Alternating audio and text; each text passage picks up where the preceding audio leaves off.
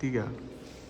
Selamat pagi buat teman-teman semua. Di sini kelompok 12 akan melakukan presentasi kelompok mereka yang akan dimulai dari perkenalan diri. Waktu dan tempat saya persilakan. Terima kasih. Izinkan kami memperkenalkan diri masing-masing. Saya sendiri Putri Sumarangke dengan nilai 3. Saya Stefani dengan nilai 33. Saya Aluna dengan nilai 4. Saya Sosiologi dengan nilai 13. Dan saya Inggris Yuta dengan nilai 47. Yang pertama, ekologi industri adalah tentang bagaimana mengembangkan pertumbuhan dan pembangunan ekonomi dengan pelestarian dan perlindungan lingkungan alam. Ada dua cara untuk mengurangi limbah. Yang pertama, mengurangi penggunaan sumber daya dan mempromosikan penggunaan tenaga terbarukan. Salah satu cara untuk mengurangi polusi dan limbah adalah dengan mengecilkan penggunaan sumber daya alam yang dapat habis seperti minyak bumi dan batu bara. Hal ini dapat dilakukan dengan memperkuat penggunaan energi terbarukan seperti energi surya, angin, dan energi panas, serta memperbaiki efisiensi energi dalam proses produksi dan penggunaan. Cara yang kedua itu meningkatkan pengelolaan limbah dari recycling. Pengelolaan limbah dari sekali adalah langkah lain yang dapat dilakukan untuk mengurangi jumlah limbah yang dibuang ke lingkungan. Hal ini dapat dilakukan dengan mengembangkan proses recycling yang efektif, mempromosikan penggunaan bahan daur ulang, dan mengembangkan teknologi yang dapat mengubah limbah menjadi bahan baru atau bahan bakar alternatif. Pengelolaan limbah dengan baik juga dapat meminimalkan polusi dan dampak negatif terhadap kesehatan manusia dan lingkungan. Yang B, dua cara untuk mempromosikan praktik industri berkelanjutan sembari melestarikan keanekaragaman hayati. Yang pertama adalah mengembangkan dan menerapkan standar sertifikasi. Salah satu cara untuk mempromosikan praktik industri berkelanjutan yang dapat melestarikan keanekaragaman hayati adalah dengan mengembangkan dan menerapkan standar sertifikasi seperti ISO 14001, Standar Internasional untuk Pengelolaan Lingkungan, ISO 26000, Standar Internasional untuk Social Responsibilitas, dan Standar Sertifikasi Keanekaragaman Hayati atau disingkat dengan SIS. Hal ini dapat membantu perusahaan untuk mengidentifikasi dan mengurangi dampak negatif terhadap lingkungan, serta memastikan bahwa praktik yang aman dan terukur dilakukan dalam operasionalnya. Kerjasama dan komunikasi transparan dengan komunitas lokal dan stakeholder. Industri dapat mempromosikan praktik berkelanjutan dan melestarikan keanekaragaman hayati dengan meningkatkan kerjasama dan komunikasi transparan dengan komunitas lokal dan stakeholder. Hal ini dapat dilakukan dengan memberikan informasi dan pengaruh yang akurat tentang kegiatan industri, mendengarkan pertanyaan ke mulai komunitas, serta memperbaiki praktik yang diperlukan untuk mengurangi dampak negatif terhadap lingkungan dan keanekaragaman hayati. Demikian cara perusahaan dapat membangun hubungan yang baik dengan komunitas dan memperoleh lingkungan yang melaksanakan praktik berkelanjutan. Kemudian ada dua cara untuk menggunakan sumber daya alam secara tanggung jawab dan berkelanjutan sambil meminimalkan dampak negatif terhadap lingkungan. Penggunaan energi terbarukan dan efisiensi energi. Salah satu untuk menggunakan sumber daya alam secara bertanggung jawab dan berkelanjutan adalah dengan menggunakan energi terbarukan dan memperbaiki efisiensi energi dalam proses produksi dan penggunaan.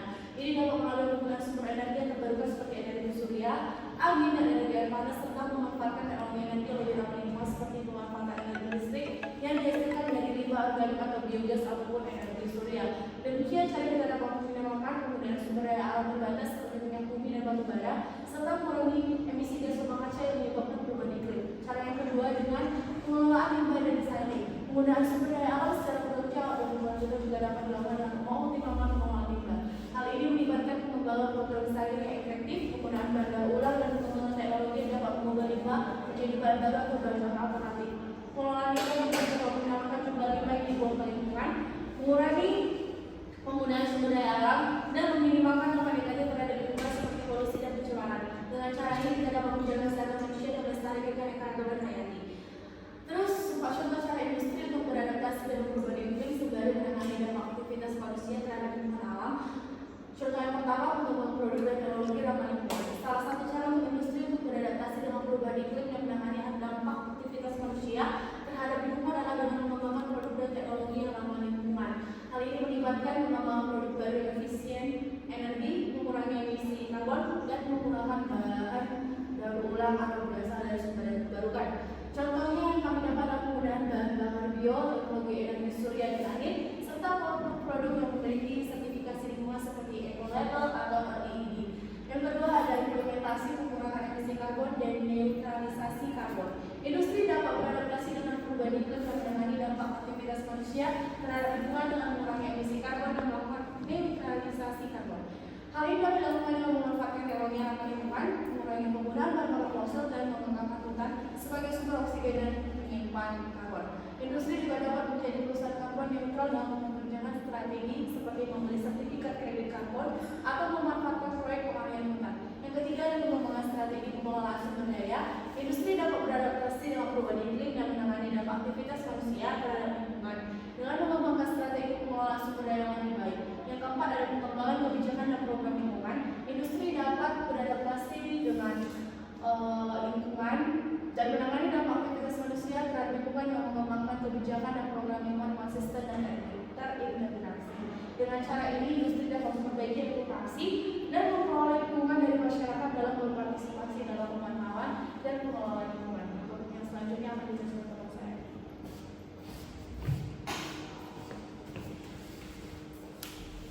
Selanjutnya, ekologi industri juga adalah tentang bagaimana merancang dan mengelola sistem industri dengan cara yang efisien secara ekonomi dan berkelanjutan secara lingkungan. Terdapat 5 contoh hubungan antara proses industri, penggunaan energi, dan aliran material serta interaksi sektor industri dengan lingkungan alam. Yang pertama adalah proses pembuatan baja dan penggunaan energi. Proses pembuatan baja melibatkan penggunaan bahan baku seperti biji besi, kokas, dan batu kapur. Dalam pengelolaan, energi listrik dan panas diperlukan untuk membakar kokas dan memperoleh biji besi menjadi logam baja. Penggunaan besi yang tinggi dalam proses ini meningkatkan emisi karbon dan polusi udara. Interaksi antara sektor industri dan lingkungan alam di sini adalah pengaruh penggunaan energi fosil terhadap kualitas udara dan lingkungan. Yang kedua adalah proses pengolahan minyak bumi dan penggunaan energi. Proses pengolahan minyak bumi melibatkan ekstraksi, pemurnian, dan pengolahan minyak mentah menjadi berbagai produk bensin, solar, dan bahan bakar lainnya. Dalam proses ini, energi listrik dan panas diperlukan untuk membakar gas dan mengarahkan mesin-mesin pengolah minyak. Penggunaan energi fosil dalam proses ini meningkatkan emisi karbon dan polusi udara. Interaksi antara sektor industri dan lingkungan alam di sini adalah pengaruh penggunaan energi fosil terhadap kualitas udara dan lingkungan. Yang ketiga ada proses pembuatan kertas dan aliran material. Proses pembuatan kertas melibatkan penggunaan bahan baku utama seperti kelapa, bambu, ataupun pohon hutan. Dalam pengolahan, aliran material berupa serat-serat tulang belakang hewan atau tumbuhan diubah menjadi kertas. Namun, pemakaian hutan sebagai bahan baku dalam skala besar dapat menyebabkan hilangnya hutan dan pengaruh negatif terhadap lingkungan seperti peningkatan emisi karbon dan kerusakan ekosistem. Interaksi antara sektor industri dan lingkungan alam di sini adalah pengaruh penggunaan hutan sebagai bahan baku pada proses pembuatan kertas terhadap ekosistem dan kualitas lingkungan. Selanjutnya adalah proses pengolahan makanan dan penggunaan air. Proses pengolahan makanan melibatkan penggunaan air dalam tahap pembersihan, penggilingan, dan pengawetan makanan. Namun, penggunaan air yang tinggi dalam proses ini dapat meningkatkan penggunaan sumber daya air yang terbatas dan mempengaruhi kualitas air lingkungan. Interaksi antara sektor industri dan lingkungan alam di sini adalah pengaruh penggunaan air terbatas dalam proses pengolahan makanan terhadap kualitas air dan sumber daya air lingkungan. Selanjutnya adalah proses pengolahan logam dan pengeluaran limbah. Proses pengolahan logam melibatkan ekstraksi, pemurnian, dan pengolahan biji logam menjadi produk jadi. Dalam proses ini, limbah beracun dan debu logam dapat terbocor ke lingkungan dan mempengaruhi kualitas udara dan tanah. Interaksi antara sektor industri dan lingkungan alam di sini adalah pengaruh pengeluaran limbah beracun dan debu logam dalam proses pengolahan logam terhadap kualitas udara, tanah, dan lingkungan. Selanjutnya terdapat 5 contoh strategi yang sistematis dan jangka panjang untuk mengurangi dampak negatif dari industri terhadap lingkungan sembari mendorong pertumbuhan dan pembangunan ekonomi. Yang pertama adalah pengembangan dan penggunaan teknologi ramah lingkungan. Strategi ini melibatkan pengembangan dan penggunaan teknologi yang ramah lingkungan seperti energi surya, energi angin, teknologi penggunaan energi efisien, dan penggunaan bahan baku daur ulang. Hal ini dapat meminimalkan penggunaan sumber daya alam terbatas dan mengurangi emisi karbon dan polusi lingkungan. Penggunaan teknologi ramah lingkungan juga dapat menjadi pusat untuk inovasi dan pertumbuhan industri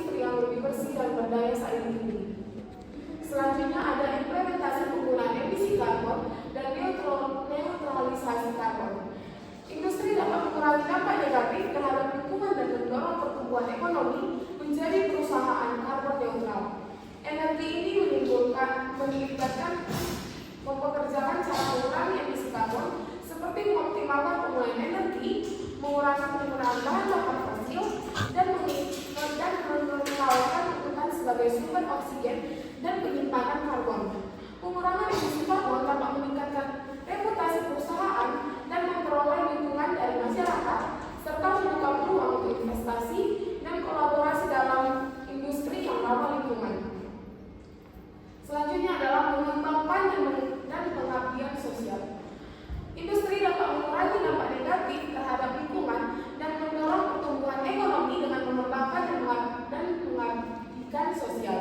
Strategi ini melibatkan pengelolaan sampah, pemantauan kualitas air dan udara, dan pengembangan fasilitas lingkungan seperti taman hutan dan area rekreasi. Pengabdian sosial ini dapat memperbaiki reputasi perusahaan dan memperoleh keuntungan dari masyarakat, serta membuka peluang untuk investasi, kolaborasi dalam industri ramah lingkungan.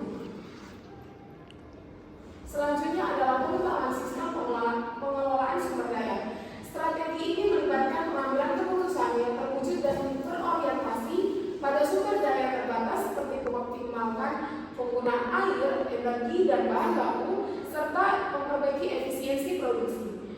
Pengembangan sistem ini dapat meminimalkan penggunaan sumber daya alam terbatas dan mengurangi dampak negatif terhadap lingkungan. Hal ini juga dapat memperbaiki efisiensi produksi dan meningkatkan daya saing industri. Selanjutnya adalah pengembangan kebijakan dan program lingkungan. Industri dapat mengurangi dampak negatif terhadap lingkungan dan mendorong pertumbuhan ekonomi dengan mengembangkan kebijakan dan program lingkungan yang konsisten dan terintegrasi.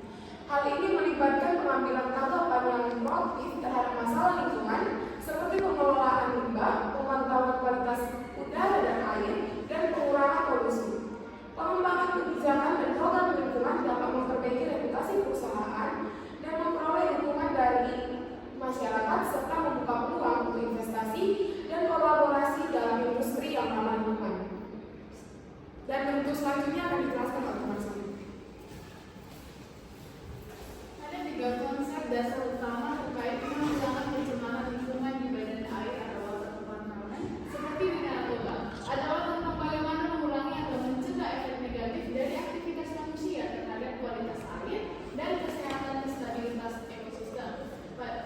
Ada 3 potensi sumber polusi cair di Danau Toba dan dampaknya kepada kehidupan masyarakat dan kesehatan manusia. Yang pertama itu adalah limbah cair industri. Limbah cair industri dapat berasal dari pabrik-pabrik, perusahaan manufaktur, dan pengolahan limbah. Limbah ini mengandung banyak zat pencemar seperti logam berat, bahan kimia, dan bahan organik yang dapat merusak ekosistem dan kehidupan air di Danau Toba. Dampaknya terhadap kehidupan air dan kesehatan manusia adalah menyebabkan kerusakan ekosistem, mengurangi kualitas air, dan meningkatkan resiko penyakit jaringan hidup bagi masyarakat yang bergantung pada sumber daya air dan ikan sebagai sumber makanan. Metode efektif untuk mengurangi polusi limbah cair industri adalah melalui pengendalian sumber limbah dan pengelolaan limbah yang baik, pengendalian sumber yang melibatkan pembatasan penggunaan bahan kimia beracun, dan penggunaan teknologi ramah lingkungan. Pengelolaan limbah dapat melalui proses seperti filtrasi, destilasi, dan bioremediasi untuk menghilangkan zat pencemar.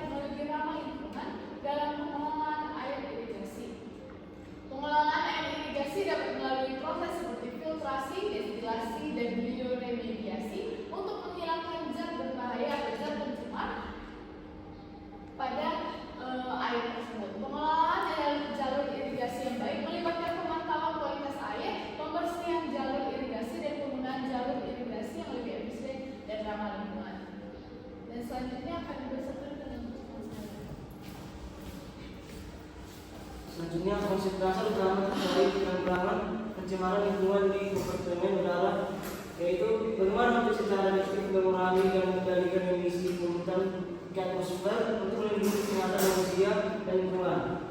Ada 3 potensi sumber polusi gas yang keluar. Yang pertama, polusi udara kendaraan bermotor. Yang kedua, penggunaan bahan bakar fosil. Yang ketiga,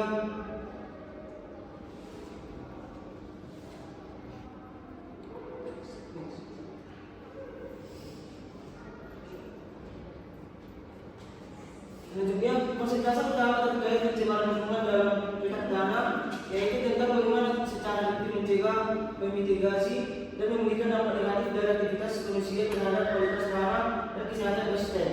Ada 3 contoh cara mengembangkan dan menerapkan strategi pengolahan dan pemulihan pihak tanah. Yang pertama, revegetasi. Yang kedua, penggunaan bioremediasi. Yang ketiga, penggunaan tanah cipta.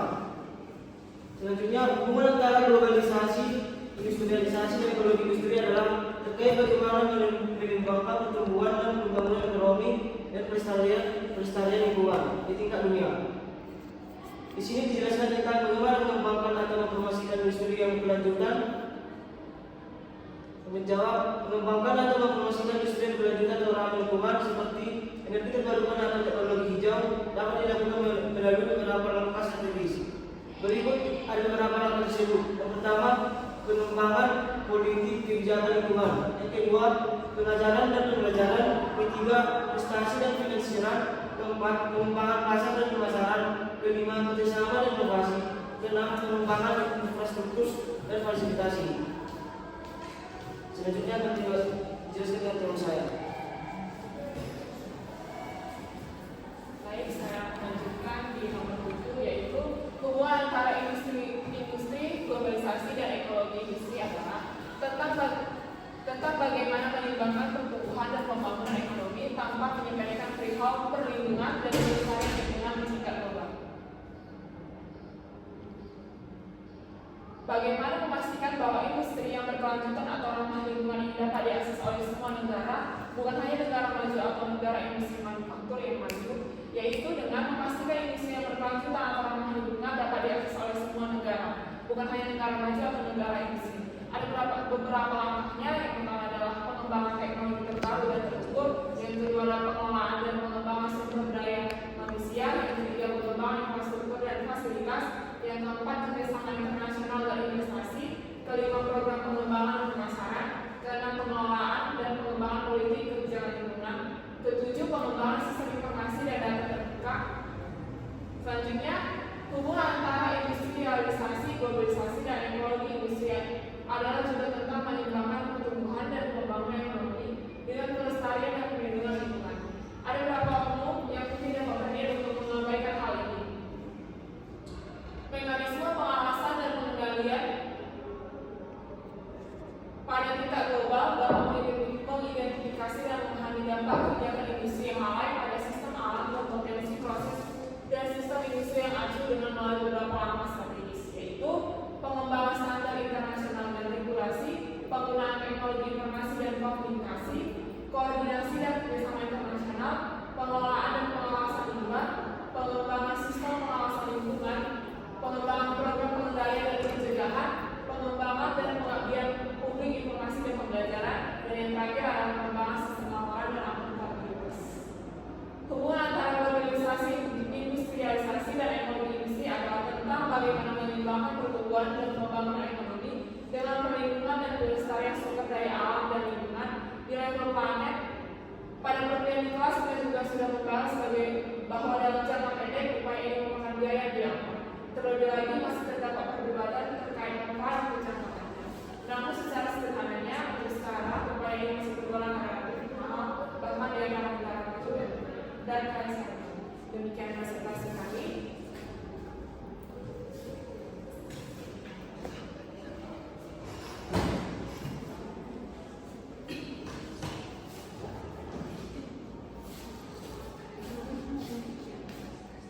Sekian hasil presentasi dari Prof.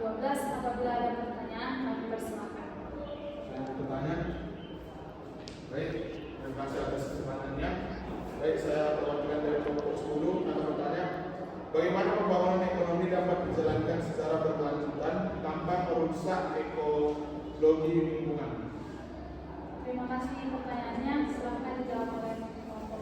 Terima kasih atas pertanyaannya. Pembangunan ekonomi yang berkelanjutan memerlukan pendekatan yang memperhatikan kebutuhan ekonomi serta menjaga keseimbangan dengan ekologi lingkungan. Ini dapat dicapai melalui investasi dalam teknologi hijau, kebijakan perlindungan lingkungan yang ketat, mempromosikan kesadaran lingkungan dan mendorong praktik bisnis yang ramah lingkungan. Apakah pertanyaan bisa dijawab? Baiklah, sekian hasil presentasi